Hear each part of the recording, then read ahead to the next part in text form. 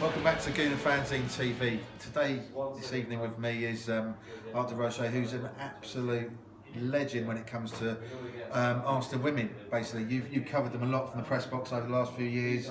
There's not many people who know more about Arsenal Women than Art. We're just going to do a little preview, basically, of the season. Arsenal playing West Ham Women on Sunday, first game of the season at Boreham Wood.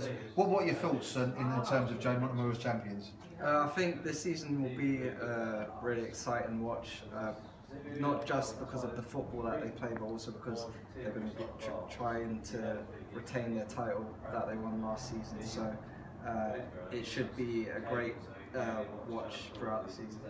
Absolutely, absolutely. And obviously, Arsenal champions. Joe, I've interviewed him a few times for various publications. He's a really good guy. They had a really good team last year, east of the championship. Are they looking to retain it? They're strong enough to do that, are they? Yeah, I think this year with the additions he's made to the squad, they should be able to challenge at least to retain it. Obviously, last year they were hit with a lot of injuries throughout the season, like Jordan Nobbs, Kim Little, and Danielle Carter, who sadly got injured again this pre-season.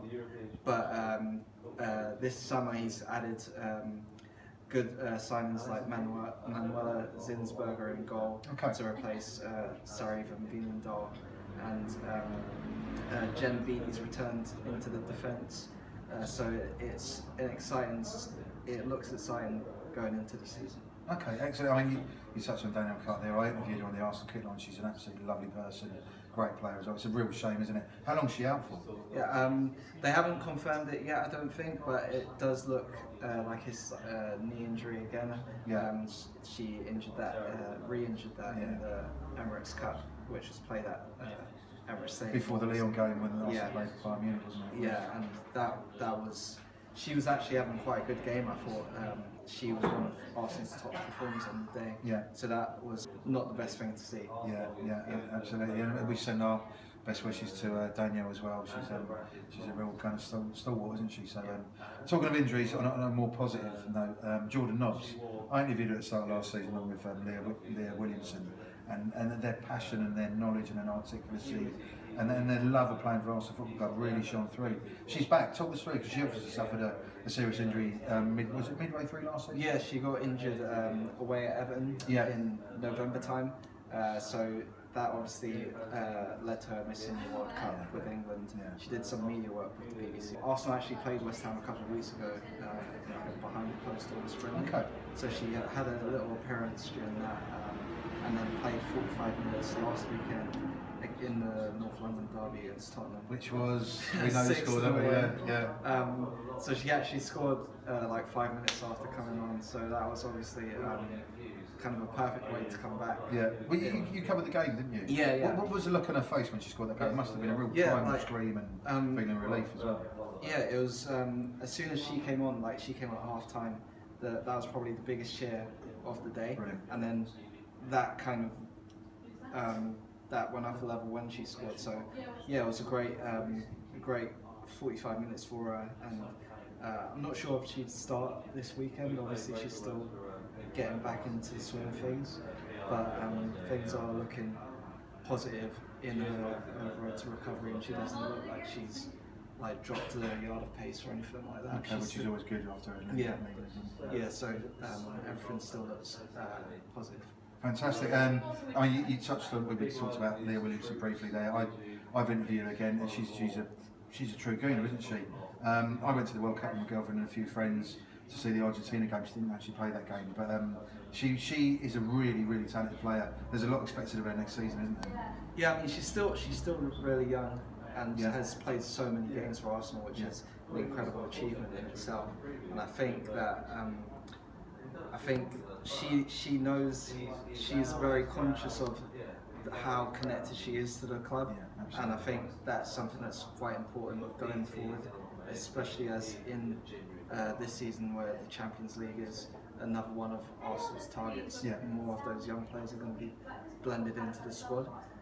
So yeah, I think also she's very honest in expressing her emotions at the time, like after the Brighton game, which was the game that won Down at Arsenal. Brighton as well, yeah. Yeah, she actually thought she didn't play that well, and she was very like, oh, I was too emotional and stuff like that. But Arsenal actually kept a clean sheet, so it was all fine. But she's probably going to be one of the key players in the future years, as well as just this season. Absolutely. I mean, there's a ball playing centre half. She's integral to Joe Montemurro's sort of plans for next season. I mean, we both interviewed Joe. He's a lovely guy. Speaks really well about the game, but he's a really good manager as well, isn't he? What's his take for next season? I mean, you talked to him recently, haven't you? Yeah, I spoke to him after the Spurs game last week. So obviously, like I just said, Arsenal have their Champions League kind of campaign starting soon, which is a round of 32 game against Fiorentina. Yeah. When addressing that, he basically said he's going to win both legs. Okay. He doesn't want to kind of compromise his football philosophies and kind of compromise for a draw away and then try and nick it at home. Yeah. He wants to go and win both games, so that's something that's really encouraging. And a lot of the players that he has some of them that he's brought in, and then the ones that he already had at the club have developed well under him and have the same kind of footballing visions as him. Like after the Tottenham game last week, Jill Wall, who came in this summer for Bayern Munich, said that the style he plays is basically suits her perfectly. Okay. She scored a hat-trick in that game as well.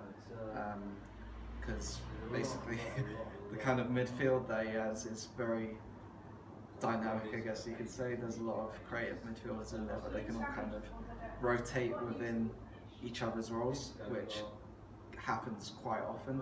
So that's something that works quite seamlessly and might work in Europe as well. Absolutely. I mean, I'm just touching on total football there, Joe Montemurro's total football. But they've got more than that, obviously, as you know yourself. I remember covering a game last season. They played Birmingham City in the League Cup. It was quarter-finals. They showed real grit to get through that. The Arsenal are full of grit as well, aren't they, and character too. Yeah, I mean, like even though they're creative midfielders are creators at heart, they like Danielle van der Donk, for example. She is someone that will bite at you throughout the whole game. Like if you watched an Arsenal women's game, she's maybe not always, but often she's in the ref's ear, and then even the other midfielders supporting her, they're very good at winning the ball back together as a group. So as well as being quite effective with the ball, they're very effective without it as well. So absolutely, that's always a positive. Yeah, and players like Louise Quinn, certainly last season, important to the squad as well. So yeah, I mean, Louise Quinn alongside Williamson last season was really good. Like she adds a bit more stature. And with Jennifer Beattie coming in as well, it's interesting to see how that will work, because in pre-season Joe's kind of experimented with Leah playing in midfield a little bit as well. I don't think she can play midfield. I'm sure you agree as well. Yeah, like she's technical enough, and so it's just it'll be interesting to see how that midfield looks maybe 6 months from now. Once everything's kind of settled in. Yeah, absolutely fair point. Talking about sort of attackers, as I say, I went to England, Argentina. I saw Beth Mead. She really impressed me. Big season, expect from her again. Yeah, Beth Mead's quite an interesting one. Like obviously when she first came to Arsenal, she was more of a central striker.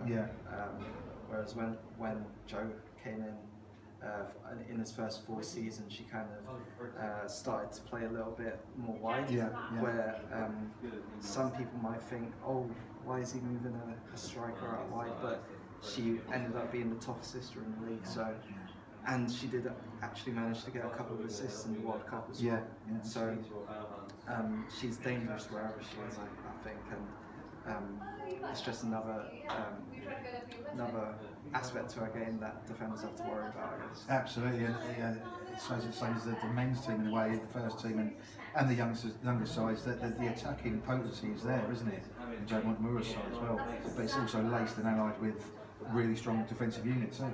Yeah, defensive unit is strong, like in both I guess, in the sense where attacking players and defensive players like to defend, Yeah. kind of thing. Yeah. If that makes sense. Yeah. Um, And there's so- a real team spirit there, isn't there? There's a real sort of esprit de corps where they all look out for each other as well. There's no, obviously no prima donnas or anything like that. Everyone plays for each other. They play for the badge, and they play for the team, don't they? Really? Yeah, I mean, like even I guess if you're looking for from afar, Vivian Miedemar might be like the star. Yeah. But even if you watch the games, she's not just someone that hangs around in the box.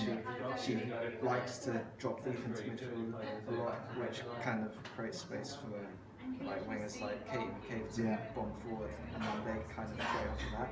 So it's not like there's one single threat that Joe has, which is something that I think helps him out massively.